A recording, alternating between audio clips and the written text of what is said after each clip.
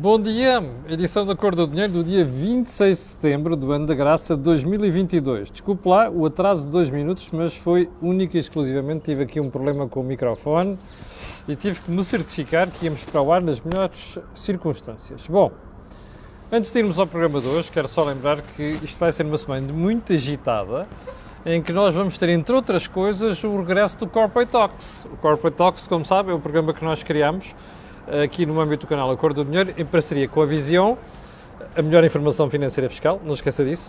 A propósito, já vi o programa sexta-feira, muito interessante, com um convidado espetacular, que é o António Nogueira Leite. Vá lá ver sobre a importância das empresas anteciparem o que vem e planearem.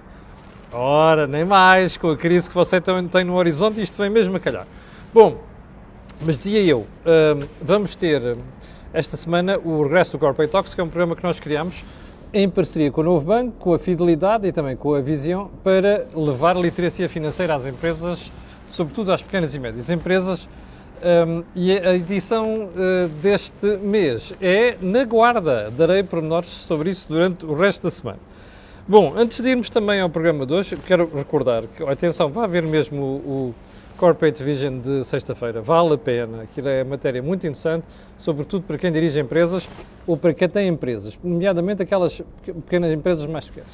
Bem, então vamos lá à edição de hoje, não sei antes fazer o disclosure habitual, que é, este canal tem uma parceria com a Prozis, e portanto quando for ao site fazer compras, ali na saída, escreve no cupom promocional Camilo e tem logo um desconto de 10%. Bom, vamos então à edição de hoje. E vamos à edição de hoje para começar com um assunto que eu estive para comentar, salvo erro, na quinta-feira, mas depois passou-me, não passou, eu tinha mesmo muito para comentar e deixei passar isto, mas hoje não vai passar. Eu vou ler aqui, vou passar aqui um excerto de mais ou menos 30 segundos de uma senhora chamada Irene Montero, que é Ministra da Igualdade em Espanha. Esta rapariga, que é um bocado tola, eu inicialmente pensei que ela fosse só tola, eu acho que é demente, entre aspas, mas por aquilo que você vai ouvir hoje, a senhora disse mesmo isto.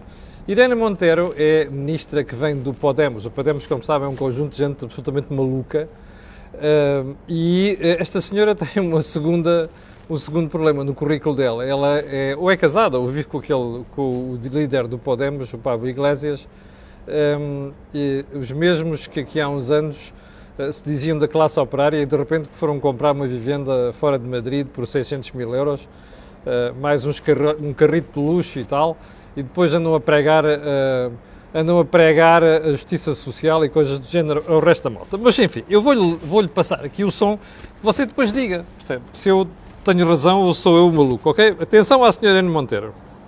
Para hablar de educación sexual, por ejemplo, que es un derecho de los niños y de las niñas, señoría, independientemente de quiénes sean sus familias, porque todos los niños, las niñas, les niñas de este país tienen derecho a conocer su propio cuerpo, a saber que ningún adulto puede tocar su cuerpo si ellos no quieren, y que eso es una forma de violencia.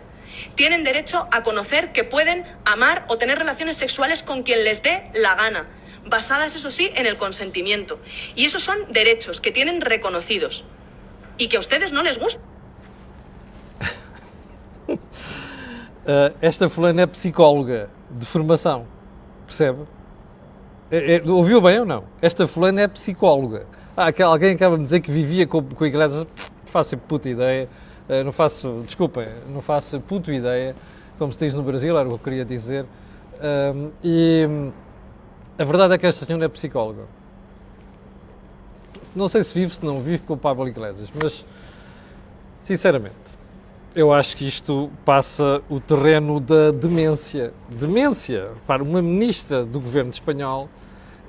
Eu acho que um dia destes a Espanha vai acordar e vai dizer assim, epá, espera aí, mas nós estamos transformados em quê? Percebe? Enfim. Ponto seguinte. E houve um sismo em Itália. Ninguém percebeu que ia haver um sismo em Itália.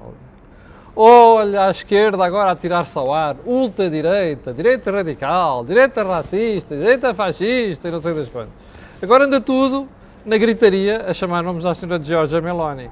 Anda tudo a chamar nomes à direita, mais à direita italiana, que de facto há lá gente que não se recomenda nada, como há gente que não se recomenda nada na extrema-esquerda.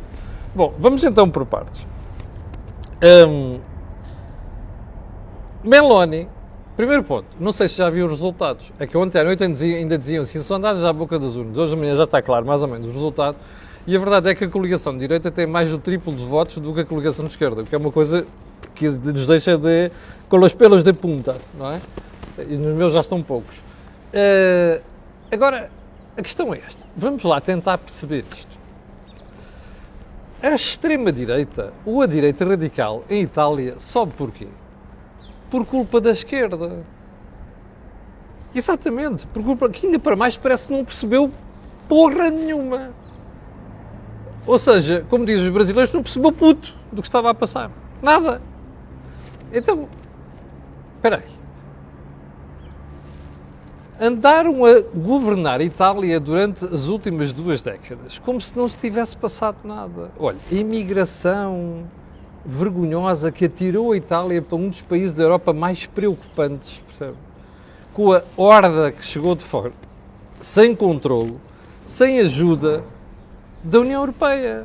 Aliás, a culpa é da esquerda e da União Europeia. Que quando se começou a perceber que a Europa não conseguia receber tanta gente daquela forma tão desordenada, e o povo italiano e outros começaram a levantar cabelo e a dizer atenção que isto tem que mudar, e quais foram os partidos que perceberam aquilo? A direita. A malta andou caladinha e ceguinha. Pergunta para quem está desse lado. Eu conheço a Itália muito bem, hein? Mas mesmo muito bem. Desde o norte até ao sul. Ainda conheço melhor desde o norte dos Alpes até aqui abaixo a Nápoles.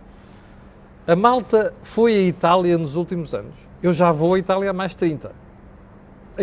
A malta foi à Itália nos últimos anos. Não é o sul, onde estão aqueles sítios onde a malta entrava. Vão às grandes cidades italianas e vejam a vergonha que é, o descontrole que é com a malta que veio de fora. Isto não é nada de xenófobo, nem é de racismo. É um problema para a Itália. A União Europeia assistiu a isto tudo caladinha. Não, pá, olha os direitos, pá, é preciso ir buscar este, acolher aquele e não sei... Que assistiu, olha, de cadeira, de camarote a ver aquilo. E os italianos a levarem com aquilo no lombo, desculpem a expressão. Bom, ainda estão mesmo admirados com a senhora Meloni e o idiota do Berlusconi e o palhaço que ganhou as eleições aqui há uns anos, o Beppe não sei das quantas. Estão mesmo admirados? Bem, é preciso a malta andar tapada. Já agora, já ouviu os comentários dos malucos de esquerda em Portugal sobre este assunto? É assim, enfiam a cabeça embaixo da areia e não querem ver o que se passa à volta. Bem, o que se passa à volta é um mundo que não existe nas vossas cabeças. Em Itália, mas não só.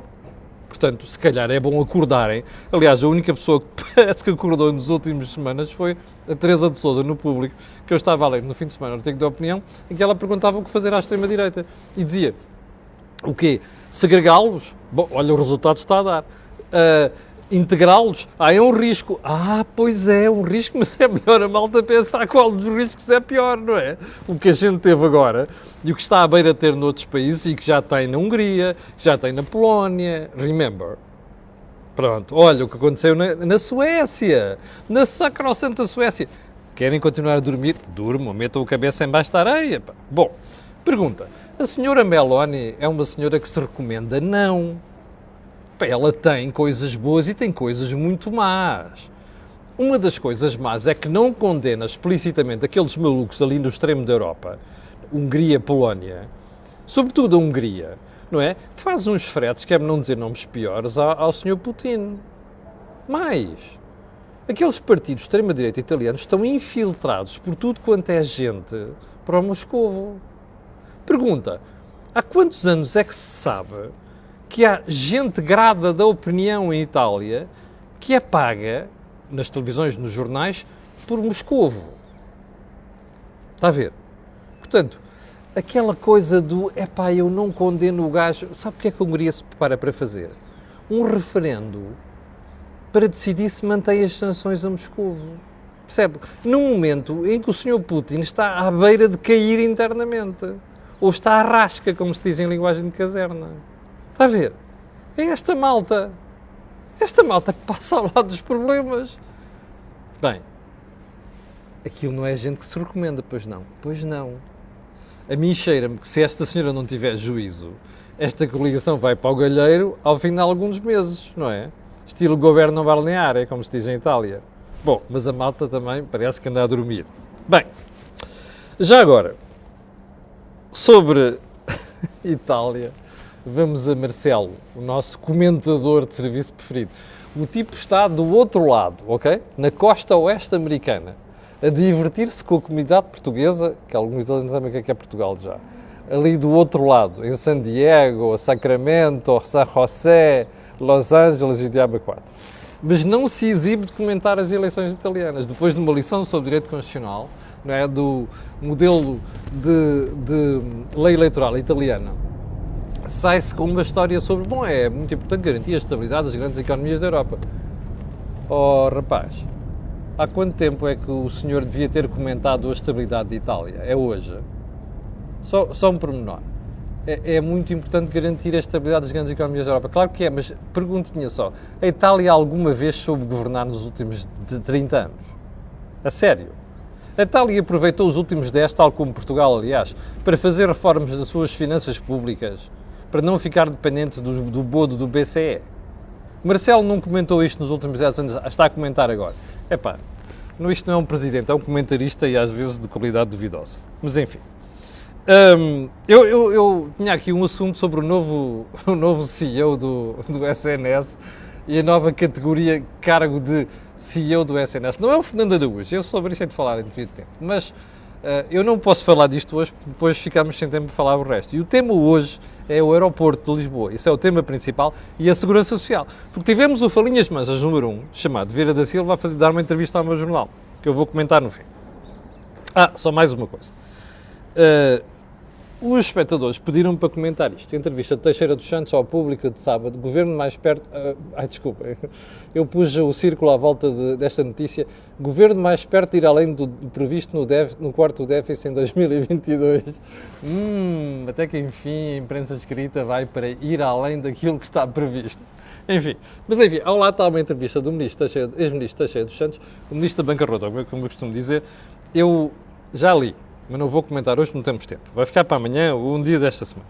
Já agora, a segunda manchete que eu gostava de chamar a atenção é esta.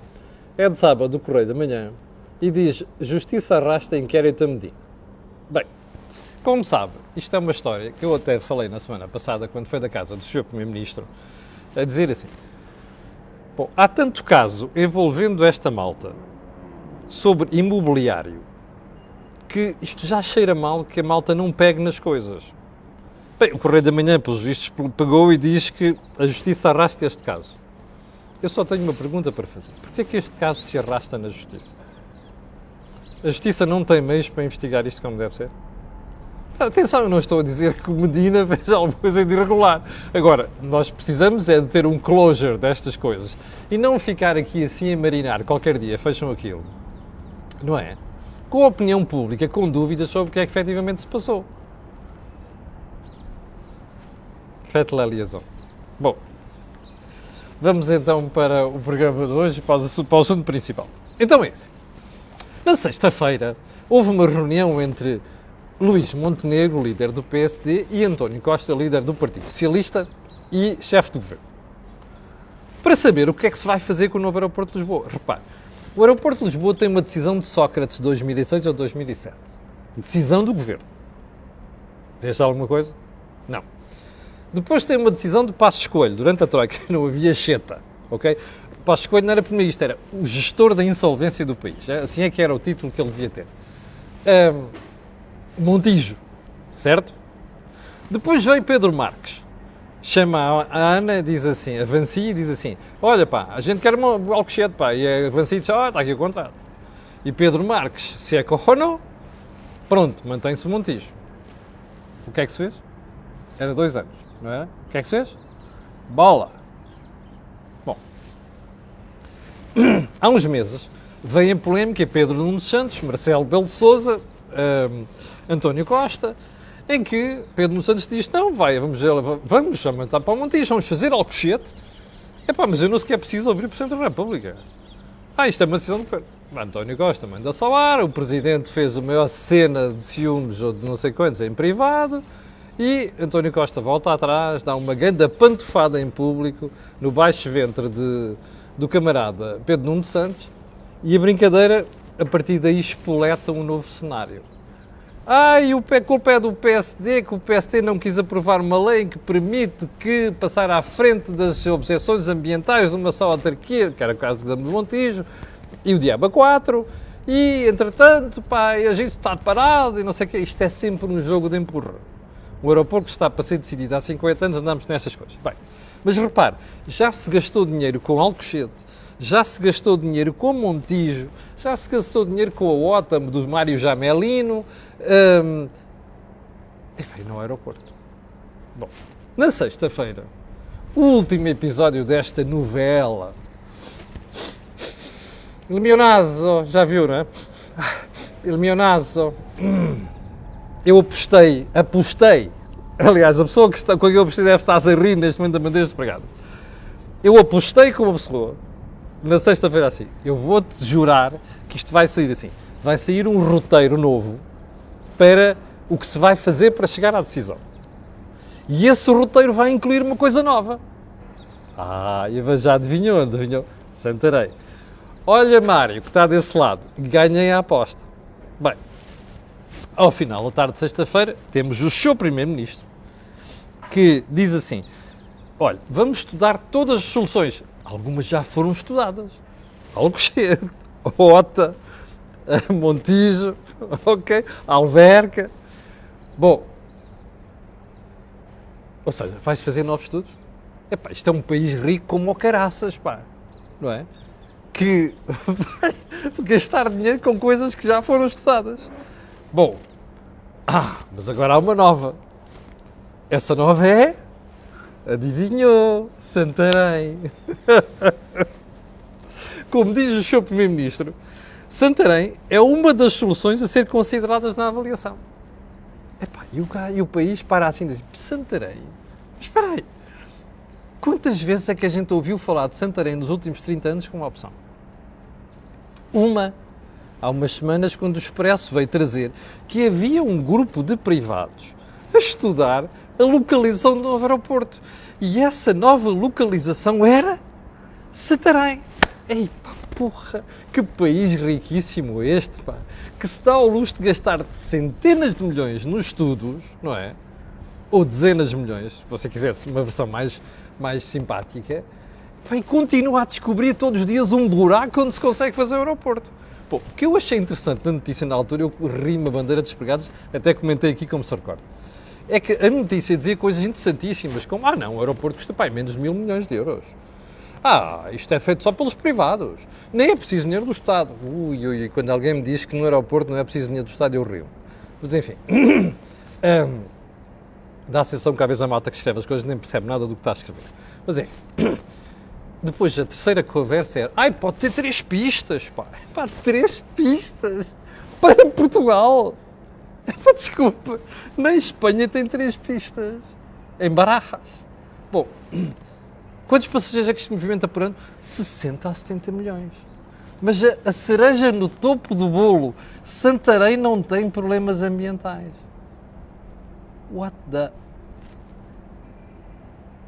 Santarém não tem problemas ambientais? Quer dizer o quê? Não se vai estudar problema ambiental em Santarém? Desculpa, mas que ingenuidade. Ou se quiser, mas que frete. Já agora, a solução está a ser estudada há 2 anos. Não se disse quem é que estava por trás da solução. Está a ver? Il mio naso. Bom, eu ri-me imenso nas últimas semanas. Pensei assim, isto é uma anedota. Eu ouvi, aliás, um antigo bastonário da Ordem dos Engenheiros na televisão que isto era uma anedota também. Pensei assim, afinal não estou sozinho. Afinal não era uma anedota. Porque, entretanto, passou a ser uma coisa fazível, como disse o seu Primeiro-Ministro na sexta-feira. Bem, então vamos lá à questão de Santarém. Então, Santarém era um segredo muito bem guardado, certo? É que ninguém se lembrou, nas últimas décadas, de Santarém. Eu até tenho simpatia pela região. Bom, pergunta. Pá, porquê é que aparece Santarém de um momento para o outro? E já agora, quando eu vi a notícia, pensei assim, digam lá quem é que está por trás disto. Dá jeito a gente saber, não é? É que o jornalismo serve para estas coisas. Bem, entretanto, nas semanas seguintes, os lobbies trataram de começar a pôr isto na comunicação social.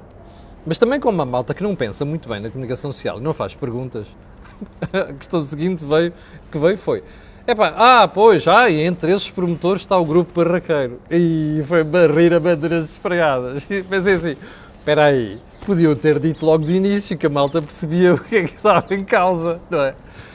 Então, moral da história. O grupo barraqueiro. Vamos lá ao grupo barraqueiro. O grupo barraqueiro, vamos só aos anos mais recentes, aparece como candidato à privatização da TAP, aliado ao Sr. David Neeleman. E eu olhar para aquilo e outras pessoas em Portugal, mas como é que um grupo em Portugal pequenino, se mete de autocarros e transportes públicos, mete-se numa história de aviação. Estes tipos têm dinheiro para isto? Ou será que são testa de ferro do Sr. Neeleman? Bom, eu vou deixar essa resposta para quem quiser dar. Bem, e entretanto, o que é que aparece? Eu, quando vejo o Estado, primeiro, volta a ter 50% da TAP, reversão da privatização. E vejo o grupo calado. E digo assim, não é possível. Então, espera aí, os privados estão caladinhos porque o TAP, entretanto, o Estado diz que reverte 50-50, mas depois quem manda nas decisões são os privados. Pensei assim, pronto, estão calados por causa disto. Depois, como sabe, veio a nacionalização definitiva da TAP. O que é que aconteceu? O grupo barraqueiro perdeu as dezenas de milhões que lá meteu. Se é que eram seus. Mas pronto, pergunta. E o que é que vem a seguir? E a gente diz assim, espera aí, então os gajos perdem dezenas de milhões aqui e não protestam? Pergunta, quem é o grupo privado que incorre em perdas de dezenas de milhões quando o Estado toma uma decisão que se cala? E a pergunta que a gente faz logo a seguir é, espera aí, se calhar alguém prometeu alguma coisa para compensar mais tarde. Bom, a primeira decisão aconteceu em 2017, extensão da concessão do metro do Porto, e eu na altura fiquei assim a pensar, pronto, está bem. E minha NASA, mas pronto, é impressão minha. Depois vem isto. E de repente, o grupo aparece a patrocinar um estudo sobre nova localização, que, repito, custa menos de 1.000 milhões, não tem problemas ambientais, pode movimentar 60 a 70 milhões de passageiros, pode ter 3 pistas, e o tipo diz assim, isto é um país, maravilha, é só milagres. Milagres, milagres. Pergunta. Isto que está a acontecer é a compensação ao grupo barraqueiro pelas dezenas de milhões de contos que o Sr. Ministro Pedro Nuno Santos disse em chamada telefónica que ia ficar reduzido a pó? É isto? Eu não sei. Mas já agora é assim. Se não quiserem que a gente fique a pensar coisas, pelo menos sejam um bocadinho mais discretos nas decisões. Porque, repare, imagine, eu no fim disto até posso estar a cometer uma injustiça. Dizer assim, isto é-me a tua pôr dúvidas onde não devia haver. Mas pelo menos dê uma razão para não expor. Mas não estão a dar. Bom, isto é negócios patrocinados pelo Estado. Na política, quando há negócios, o que parece é, como sabe, o Dr. Salazar dizia uma coisa, em política o que parece é. Eu costumo dizer outra. Nos negócios, quando há política, o que parece é. E, portanto, a sensação com que nós ficamos aqui é que alguém está a tentar compensar o grupo barraqueiro, não é? E já agora a malta da Ana está calada? Perguntinha. O Patrick, o Arnaud estão calados com esta história? Bom. Faça-nos um favor como cidadãos. Quando quiserem tomar decisões, sejam transparentes. Não deixem um lastro atrás de coisas que depois levam a pensar qualquer coisa. Aliás, alguém me dizia que há umas semanas assim, você vai ver que um dia destes, quando houver decisões sobre o TGV, vai aparecer lá a Barraqueiro também. Isto quer dizer que a Barraqueiro está a cometer uma ilegalidade? Não! Quer dizer o quê? Quer dizer é que quando os privados têm um incentivo do Estado, aproveitam. E neste caso concreto, a sensação com que a gente fica é o António Costa, o Pedro Nuno Santos e aquela maltinha toda do Partido Socialista que espetou uma série de prejuízos para cima do grupo barraqueiro com a história da TAP, agora precisa de compensar aquilo que aconteceu. Isto pode ser injusto. Eu não sei. Não estou a dizer que é. Estou a dizer é arranjem forma da gente não ficar a pensar isto. Porque senão vem o Il mio naso. E o meu naso, quando capa está assim estes cheirinhos, fica incomodado, como qualquer cidadão em Portugal. E a última pergunta que eu tenho para fazer sobre isto é, ninguém que disse nada sobre o assunto, está tudo calado. Parece que o Constantino Figueiredo dizia-me um espectador ontem que falou sobre isto no sábado ou não sei o quê. Bom, isto não devia estar a ser escrutinado. Já agora o Presidente da República que anda a mandar bocas do outro lado do mundo sobre as eleições em Itália, não quer falar sobre isto. Bom, repito, eu não vejo aqui ilegalidade. Mas espera aí, que vejo compensações que se calhar não deviam estar a ser feitas, é o que me estão a dar como conclusão. Portanto, é bom que desse lado tomem decisões de forma que a gente não tenha dúvidas sobre isto. Ok? Bom, vamos terminar isto com a frase da semana. A frase da semana é do Falinhas Mansas, número 1, Vieira da Silva, que nas últimas semanas começou por estar muito calado e agora abre a boca por tudo e por nada para falar destas alterações das pensões da Segurança Social. Diz assim o Dr. Vieira da Silva: não podemos perder a oportunidade para reduzir dívida. Eu estou contra a baixa do IRC. Está a ver o socialismo? É isto. Eu também acho que não se deve perder a oportunidade para reduzir dívida. Digo isto há 7 anos, desde que estes senhores chegaram ao poder. Sabe qual é o problema? É que este senhor quer reduzir a dívida à conta da brutal carga fiscal que lhe enfiou no seu lombo. Está a perceber? Ele sabe isso muito bem. E agora diz que, não, fazer nova lei não, podemos suspender esta. Como? E quando for motivo a gente suspende a lei? Então, mas espera, qual é o critério? É um critério político? Desculpem lá, isto é associalismo. Este fulano pertence à pandilha, percebe? Que acha que a única coisa a fazer é ir ao bolso do contribuinte. Mais nada. Este senhor, por exemplo, nunca ouvi dizer esta frase, que eu sugiro que alguém segreda ao ouvido do Vieira da Silva, que é a seguinte: não podemos perder a oportunidade para reduzir despesa, que é coisa que ele não sabe fazer. Nem ele, nem o Partido Socialista. Está a perceber? Por isso é que pegaram na despesa de 88 mil milhões de euros no final do período da Troika e espetaram com 102 mil milhões este ano. Em cima do seu lombo, com os seus impostos. Percebe? Portanto, como diz os brasileiros, é assim. Bom, eu prefiro nem dizer a expressão aqui. E ficamos por aqui. Há bocadinho estavam 7.200 pessoas em direto. Eu quero agradecer a estas pessoas e quero pedir a estas pessoas e a outras que vão ver aquilo que peço sempre: colocarem um gosto e fazerem partilha nas redes sociais. Já sabe porquê? Aquilo que houve aqui não houve em mais lado nenhum. Obrigado, com licença. Nós voltamos a ver-nos amanhã às 8 da manhã. Tenham um grande dia.